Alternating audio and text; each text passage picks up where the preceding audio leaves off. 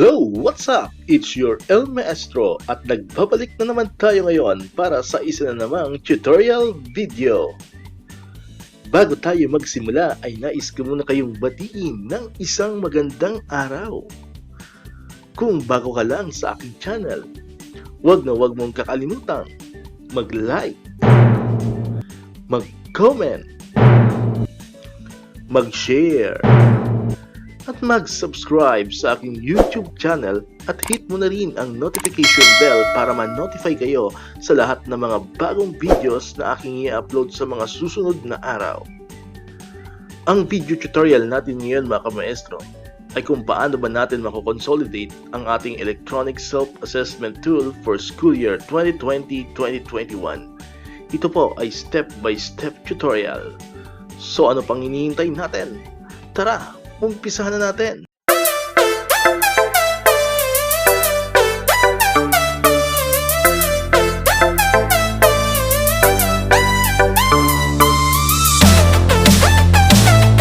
Alright, so magandang araw muli sa inyong lahat mga kamaestro. So, ang ating video tutorial for this day ay tungkol sa kung paano ba natin mako-consolidate ang ating mga electronic self-assessment tool. So ito po ay para sa ating mga kasamahan na mga ICT coordinator, kasi alam naman natin na ito yung ating trabaho after na matapos ang lahat ng mga kasamahan natin sa school sa kanilang individual na ISAT ay isasubmit ito sa atin, no? Or sa ating mga school head, mga department head, at tayo ang magko-consolidate before isasubmit sa division office. Alright, so pagpasensyahan nyo na kung ngayon ko lang siya nagawa ng tutorial, no? Kasi medyo ngayon lang rin tayo nagkaroon ng copy nitong consolidation template ng ating ISAT. Alright, so may mga nagme-message kasi po sa akin, no, na kung pwede raw ay magawan ko ng tutorial itong consolidation ng electronic self-assessment tool.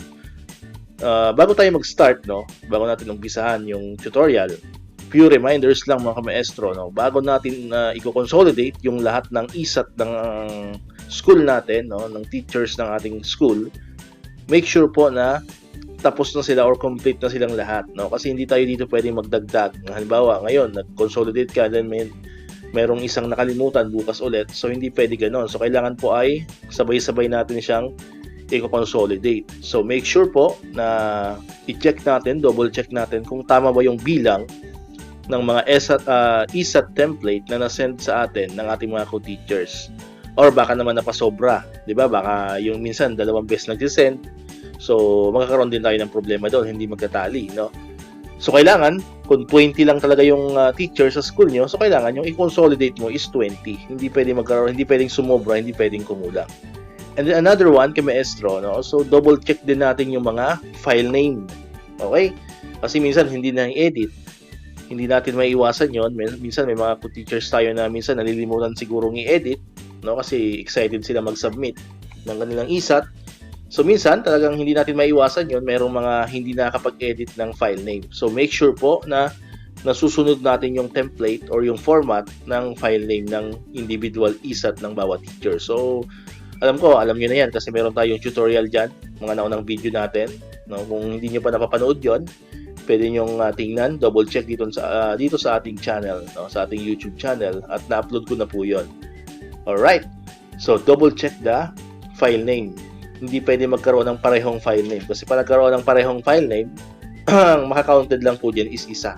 So ang mangyayari, kukulang yung inyong ISAT, no, sa school ninyo. Alright, so yun po, yun lamang po, no? Dalawa lang ang ating i-double check. Kailangan ay sakto yung bilang ng ISAT template, no, doon sa number of teachers natin sa ating paaralan. And then pangalawa, double check the file name. Hindi pwede magkaroon ng parehong file name. Alright, so dako na tayo mga kamaestro sa ating tutorial. So syempre, ang pinakauna natin gagawin is pupunta tayo sa ating template. Alright, so yan po yung ating template. Ayan, so nakalagay naman po dyan is school year 2020-2021. DepEd prescribe ISAT package. Click nyo lamang po yan. And then makikita niyo po dito yung folder ng consolidation. Alright. So pag nakita niyo po yung folder ng consolidation, check niyo lamang po yan or click niyo lamang po yan. And then syempre, meron dyan tatlong category: elementary, junior high school, and then senior high school. So syempre, kung saan kang category or saan category yung school niyo belong, yun ang pipiliin niyo. So sa amin, for example, dahil kami ay elementary, so ang pipiliin ko is itong elementary, itong folder ng elementary. Ganon din po dito sa Excel file, no? Meron diyang for elementary, for junior high school, and then for senior high school. But before natin siya bubuksan, dito muna tayo sa folder papasok. Alright? So, halimbawa, elementary, click nyo lamang po yan, yung folder ng elementary. Okay, so makikita nyo yan, empty folder. So, yon, double check nyo rin po yon kasi baka yung nakuha nyong file is mayroon ng laman, so makakaroon tayo ng problema. Alright? So, yan. So, kailangan siya ay naka-empty folder. Okay, so pag nakita nyo na siyang empty folder, ayan, punta na kayo dun sa file ng ISAT ng school ninyo. Okay, so puntahan na natin yon. Ayan, hanapin lang natin mga kamaestro yung ating file ng ating ISAT. Okay, so ito. So for the sake of demonstration, 4 lang po yung pinili ko dyan. Okay, so 4 lang na teacher ang ating gagawing sample. So, sabi ko kanina, make sure na tama yung bilang. So, halimbawa, 4 yung teacher sa school namin. So, bilangin mo, double check nyo. And then, yung file name niya, isa-isa, syempre, before mo siya i-upload or before mo siya i-consolidate, na-check mo na siya. Okay? Yun yung pinaka-first step ninyo na gagawin. So, kailangan na-check mo na yung mga file name. So, kailangan hindi sila pareho. So, yan lang po yung nalalabas niya. Baka sabihin niyo para-pareho siya kasi yan yung pinaka-unang part ng pangalan ng ating template. Pero sa dulo niyan, ando na yung name ng teacher. Katulad nito, ayan yung name ni ma'am. Alright. So, kailangan na-double check nyo yan. Okay. So, copy-paste nyo lamang po yan. Ayan. So, copy, right-click, copy, and then, punta ulit kayo dun sa folder kanina na empty folder. Okay. And then, gagawin nyo, pag nakandun na kayo ulit sa folder ng elementary, so, ipi-paste lamang natin siya. Ayan. So, nandito na siya mga kamaestro. Ayan na. So, pag na-copy-paste mo na dyan, yung lahat ng ISAT ng iyong co-teachers, yung mga kasamahang guro, balik ka ulit doon kanina. Ayan. So, nakikita mo na to ngayon yung Excel file na binanggit ko. Dahil tayo ay elementary, ito ulit yung ating pipiliin, yung elementary. So, click mo lamang yan. Alright. So, pag na-click mo na yon, ayan. Ito po yung makikita ninyo. Ayan. So, kailangan mo siyang fill upan. So, for example, ito, school. So, tama. Nasa school level lang naman tayo. Alright. And then, so, by the way, pag may nakita kayo ditong enable editing, so, enable editing nyo lang siya para ma-edit nyo. Alright. And then, school name.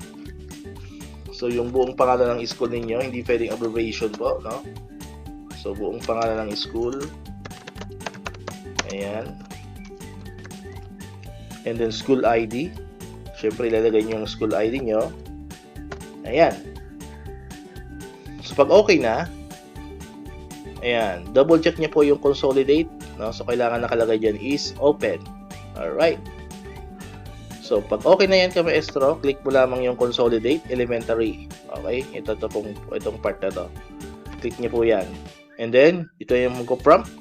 You are about to start the consolidation process. Do not interrupt the process once it's started. Make sure to close all the Excel workbooks before proceeding. Do you want to continue? Alright. So, kailangan daw po ay nakasara lahat ng workbook sa Excel. So, dahil tayo ay mayroong nakabukas kanina, so kailangan nating isara ito. Ito. No? Kasi pag mayroon pong ibang workbook na nakabukas, magkakaroon ng problema sa ating consolidation. So, close natin yan. So, pag okay na, kailangan ito lang po yung nakabukas na Excel nyo habang kayo ay nag-consolidate. So, click mo na yung yes. Ayan. So, nakalagay dyan, consolidation process. Ayan. So, kung mapapansin natin kamaestro, nakalagay dito is no file was successfully consolidated and then 4 files were skipped, 4 files with mismatched school classification. So, ibig sabihin ito kamaestro ay hindi naging successful yung ating pag-consolidate ng ating ISAT. So, pwede natin siyang i-check. Check natin ano ba naging problema. Ayan. Balik tayo dito.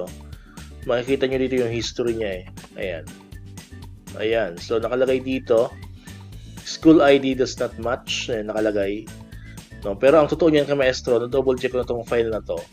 So, okay naman yung file namin, no? Yung aming mga isat ng bawat teacher. So, na-double check ko yung isa-isa. Meron naman talaga siya mga school ID. Pero nakalagay dito is mismatch school classification. So, bakit kaya? No? So, pwede natin siyang i-delete. Delete natin to. Yung pinaka-history niya. And then, balik tayo doon sa consolidation tool. Ayan ka, maestro. So, sa tingin ko, kung bakit siya nag-error, it's because ito kasing template na ginagamit natin ngayon ka, maestro, ay hindi talaga to yung actually yung bagong template na ilalabas dapat ng ating PHROD, no? So, until now, wala pa rin po silang pinapalabas na bagong template. No, pumunta ako sa page nila, nag-email na ako. No, siguro they are preparing pa for the new template. So kung ito kasing kumakalat ngayon na template ng ating ESAT consolidation sa internet, no? Actually ito nabigay lang din sa akin. Is sa tingin ko ito ay hindi pa official, no? Kaya siya nag-error. Ito yung ginamit natin last year, no? So ang naisip ko dito ka maestro na paraan para lang for the meantime na habang inaantay natin yung officially na galing sa ating PHROD habang wala pa yon, ang nakita ko ditong solusyon is papalitan natin tong consolidation level ng division level, no? Sa tingin ko pag pinalitan natin siya, mag-okay. Alright, no? And then yung result niya wala naman mangyayaring pagbabago, no? So same pa rin naman. Okay, so ang babaguhin lang natin is itong consolidation level, gagawin natin siyang division. Okay? Kasi actually, ka-maestro, before ko to ginawa, nag-practice na rin ako, no? Before ko ginawa tong video na to. And then I discover na pag pinilitan ko yung consolidation level ng division, umu-okay siya. So, hindi ko kayo ini-encourage, hindi ko kayo hinihikayat na ito yung gawin natin, no? So, ito po ay for emergency use lang. Kumbaga, na halimbawa tayo ay hinihinga ng report ng ating mga school head, no? So, for the meantime, pwede natin itong gawin, no, as an alternative while we are waiting for the official template na galing sa ating PHROD. So, ulitin ko po ka maestro ito po ay hindi official template, no? Itong ginagamit natin ngayon ay last year pa ito na template. Okay? So, for the meantime po, pwede natin itong gawing alternative and ito yung pinakaparaan. So, gagawin natin siyang division level. Ayan. So, division level. And then, dahil ginawa natin siyang division level, hindi na natin siya kailangan panglagyan ng school ID. And then, click natin yung consolidate. So, let's try kung gagana ulit. Okay? Ayan. So, consolidation report or progress. So, meron tayong 4 kanina, di ba, na ginawang sample. Ayan. So, 4 files were successfully consolidated and locked. Alright? And then, click mo yung okay. Ayan, so makita natin dito sa demographic summary. Ayan na, meron na tayo. Dahil 4 yung teacher natin kanina. Ayan, so pumasok dito lahat ng data. Summary. Ayan. And then, ayan, yung highly proficient. Ayan. Ayan, and then yung summary for part 2. Ayan. So, ayan po yung mga result niya. Alright. So, balik tayo dito. So, para siya ay ma-finalize. Ayan. So, nakita naman natin pumasok yung mga laman niya dito, di ba? Sa bawat worksheet. Alright. So, ibig sabihin, gumana siya. So, let's finalize. Ayan. So, ito po yung ating total records dahil 4 yung ating ginawang sample kanina. So, we have total of 4 teachers here. Alright. So, lalagyan natin ng password. Parang sa ano lang no? Parang gumagawa lang tayo ng ESAT, kailangan natin siyang lagyan ng password. Alright.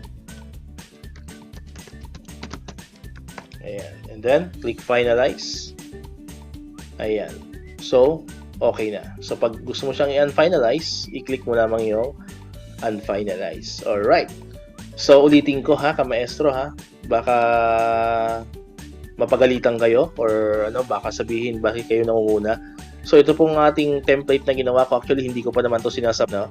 So, ito po ay alternative lamang kasi maraming problema, maraming naghahanap ng paraan kung paano ba sila magkakaroon ng consolidation ng ISAT because hinahanapan na raw sila ng kanilang mga school head, no, ng kanilang mga department head. So ito po ay alternative lang, pero ulitin ko, ito ay hindi official. So we are still waiting for the official template na magmumula po sa ating DepEd BHROT, no?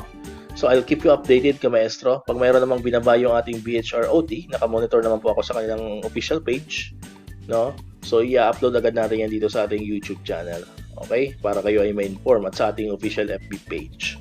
Okay? So for the meantime, ito po muna yung ating pwedeng gamitin, no, as an alternative, pero hindi siya official template. Dahil ito pong template na ginagamit natin ngayon ay template pa last year. Alright. So ulitin ko, ang ginawa kong paraan para tayo ay makapag-consolidate dahil parati siyang error is from school level, ginawa ko siyang division level. Alright. Although yung laman ng ating consolidation is for school level. So dito na tayo nagtatapos, ka-maestro. So salamat sa iyong panonood, and then sana ay mayroon kayong mga nakuhang bagong informasyon. Once again, El Maestro, see you on my next vlog. Bye-bye!